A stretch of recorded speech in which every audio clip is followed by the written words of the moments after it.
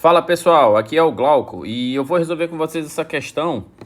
É uma questão aí de polias móveis, uma questão complicada, viu? Uma questão que tem alguns detalhes importantes aí que a gente precisa estar atento para não errar, né, em outras questões. Provavelmente se você está aqui olhando esse vídeo é porque você tentou fazer e não conseguiu ou não entendeu de alguma maneira. Então fica ligado que esse raciocínio que eu vou te passar agora, ele vai servir para a resolução de várias outras questões, tá certo?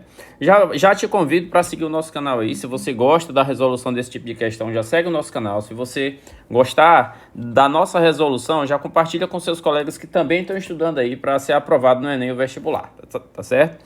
Então vamos lá. A figura a seguir representa, vamos aumentar aqui um pouco o zoom, apresenta um sistema composto por uma roldana com eixo fixo, 3 roldanas móveis, na qual um corpo R é mantido em equilíbrio pela aplicação de uma força F. Então você tem uma força F que está sendo aplicada desse lado aqui, ó, e aqui você tem o corpo R que está pendurado, né?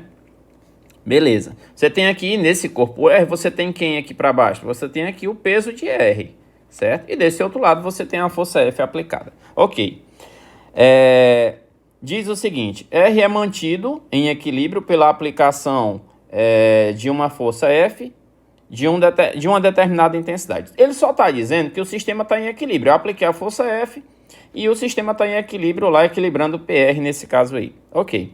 Considerando o sistema análogo, só que com um maior número de polias móveis e intensidade da força, essa força que vai ser aplicada aqui, ó, ela sendo inferior a 0,1% do peso de R. Então, quer dizer que a força que vai ser aplicada, a nova força que vai ser aplicada, ela é menor do que 0,1% de quem? Do peso de R, né? Para manter o sistema em equilíbrio. O menor número possível de roldanas móveis para manter esse novo sistema em equilíbrio deve ser igual a quanto? Então, nesse caso, como é que a gente vai fazer? Rapaz, aqui é o seguinte. Primeiro, o desenho ele não tem absolutamente nada a ver com a resolução da questão. Aqui eu tenho 1, 2, 3 polias móveis. Vai ter alguma coisa a ver com a resolução da questão? Nada. Zero. Não tem nada a ver. Agora presta bem atenção. Se por acaso tivesse, o que a gente deve fazer nesse caso? Ó, você tem aqui, esse peso de R está sendo...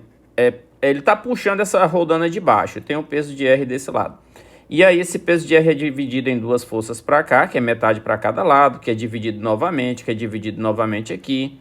E por último é dividido mais uma vez aqui. E aí existe uma equaçãozinha. Eu não gosto muito de ficar mexendo só com a equação, mas nesse caso, para resolver rápido a questão, para que haja o equilíbrio numa situação como essa, que você tem 3 polias móveis, qual deve ser o valor da força que você deve aplicar lá na corda que passa pela polia fixa? Você vai aplicar uma força F igual ao peso que está pendurado, que é o peso de R, dividido por 2 elevado a N. N é o número de polias móveis, não é o número total de polias, é o número de polias móveis. São quantas? 1, 2, 3. É igual que essa polia que está aqui em cima, ó. Essa polia que eu vou marcar de laranja aqui, ó, ela está presa ao teto. Se ela está presa ao teto, ela não é uma polia móvel. Aliás, é assim que você identifica se uma polia é móvel ou não. Você olha para o centro dela. Se o centro dela estiver presa a uma superfície, ela é fixa. E observe essas outras. Ó. O centro dessa logo abaixo dela está livre. O centro dessa outra também não está presa à parede. Dessa daqui também não. Então, quantas polias móveis eu tenho? 3. Então, vai entrar um 3 aqui, ó. Certo? Na fórmula da força que eu devo aplicar para equilibrar o sistema. É peso de R dividido por 2 a terceira. Mas isso é nesse sistema com 3 polias. O que o cara está dizendo aqui no enunciado? Ele está dizendo que ele quer aplicar uma força F que seja menor que 0,1% do peso de R. Rapaz, essa força F é muito pequena. Então, essa força F seria menor do que 0,1. Você sabe o que significa porcento? Vou escrever aqui no cantinho, ó. Porcento significa dividido por 100. Toda vez que você precisar tirar esse sinal de porcentagem, usar números absolutos, é isso. Então, no lugar de porcento aí, você coloca o quê? Dividido por 100 do peso de R. Então, o que a gente vai ter? Que essa força aplicada, ela vai ser menor do que quanto? Do que 0,1 vezes o peso de R dividido por 100. Ou seja, 0,001. peso de R. Ela vai ser menor do que 0,001 peso de R. Portanto, se eu colocar em potência de base 10, essa força F, ela vai ser menor do que 10 elevado a menos 3 vezes o peso de R. Ou seja, menor do que a milésima parte do peso de R, né? Então, nesse caso, e como é que eu vou fazer para descobrir a quantidade de roldanas? Aí, essa força F que vai ser aplicada desse lado aqui, ó, ela vai ser o quê? Ela vai ser dada pela mesma expressão que essa outra aqui, ó. Para 3 roldanas, entrou 3 aqui. Agora, eu não sei quantas roldanas serão. Aí, o que que eu faço? Eu vou e coloco lá que essa força que eu vou aplicar vai ser igual ao peso de R que vai estar lá do outro lado, a essa força peso de R que está lá do outro lado, dividido por quanto? Por 2 elevado a N, onde esse N é o número de roldanas. E, aliás, esse N é o que eu estou procurando na resolução dessa questão. Ele está querendo exatamente isso, o menor número possível de roldanas móveis para manter esse novo sistema em equilíbrio. Então, esse é o valor da força F. E aí, como é que eu vou fazer para descobrir o valor de F agora? Eu pego e junto as duas equações aqui, ó. Eu vou escrever que a força F, né, ela precisa ser igual ao peso de R dividido por 2 elevado a N, mas essa força F também eu vou colocar aqui como se ela fosse igual a 10 elevado a menos 3. Aí, quando eu achar o número de roldanas para que isso aconteça, eu tenho que pegar um número de roldanas superior, porque ele está dizendo que essa força deve ser a força mínima para manter o sistema em equilíbrio. Então, essa força mínima vai acontecer quando o sistema tiver um número de roldanas superior ao que eu encontro, escrevendo aqui o sinal de igualdade. Então, 10 elevado a menos 3 vezes o peso de R. E aí, agora, o que que eu vou fazer? Agora, eu vou tentar descobrir quem é esse número, né? Se eu fizer a resolução disso aqui, dessa equação, eu vou encontrar o quê? Peso de R cancela com peso de R, aqui vai ficar 1. Então, vai ficar 1 sobre 2 elevado a N é igual a 10 elevado a menos 3, né? Então, se eu quiser isolar todo mundo, 1 sobre 2 elevado a N é igual a 1 sobre 10 elevado à terceira. Se eu fizer aí meios pelos extremos, eu vou ter que 2 elevado a N vai dar igual a 10 elevado à terceira. Aí, com isso, eu vou achar o número de polias móveis, que não deve dar um valor exato. Essa daqui é a resolução de uma equação exponencial que não deve dar um valor exato. Então, eu vou estabelecer um valor imediatamente posterior ou superior a 10 à terceira e o anterior a 10 à terceira, que seja escrito na forma de potência de base 10. Então, veja só, 10 à terceira é quanto? É 1000, né? Quais são os números próximos de 1000 que são escritos como 2 elevado a alguém? Aí a gente precisa fazer aquela escala, né? Você sabe quem são? 2 elevado a 1 é 2, 2 ao quadrado é 4, 2 à terceira é 8, 2 à quarta é 16, 2 à quinta é 32, 2 à sexta é 64, 2 à sétima é o dobro de 64, é 128. 2 à oitava é o dobro de 128, que é 256. 2 à nona é o dobro de 256, que é 512. E 2 à décima é o dobro de 512, que é 1024.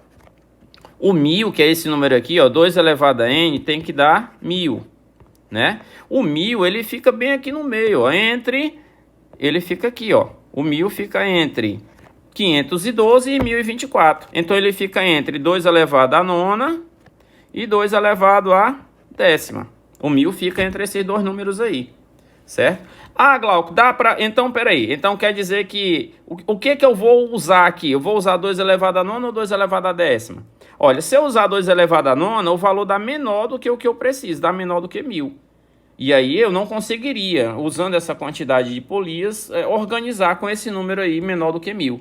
Aí o que é que eu vou precisar fazer? Eu vou precisar fazer com um número maior. Qual é o número maior? É 2 elevado a décima. Então eu vou ter aqui que 2 elevado a n, para que eu consiga equilibrar, o número mínimo de polias deve ser quanto? 2 elevado a décima desse lado. Eu aproximei esse valor aqui para mais, ou seja, eu vou precisar de um número de polias um pouco superior a isso, para equilibrar essa força com 0,1% do peso de R. E aí, nesse caso, resolvendo essa equação exponencial, vai dar quanto? 2 elevado a n igual a 2 elevado a 10, então significa que n é igual a 10. 9 não vai resolver, 10 vai passar um pouco, mas pelo menos resolve. Então, o número... Aí, qual é a pergunta, né? A gente tem que ver qual é a pergunta. O menor número possível de rodanas móveis para manter esse novo equilíbrio. 9 não mantém, 10 mantém. 10 é mais do que suficiente para manter, então nesse caso, qual é o menor número de rodanas móveis? 10. Glauco, mas eu não entendi de onde veio esse 10. Esse 10 veio do fato de que eu preciso resolver essa equação. Qual é o número que é elevado, ou melhor, que no expoente de 2 dá 1000? É 9, sei lá, 9, qualquer coisa.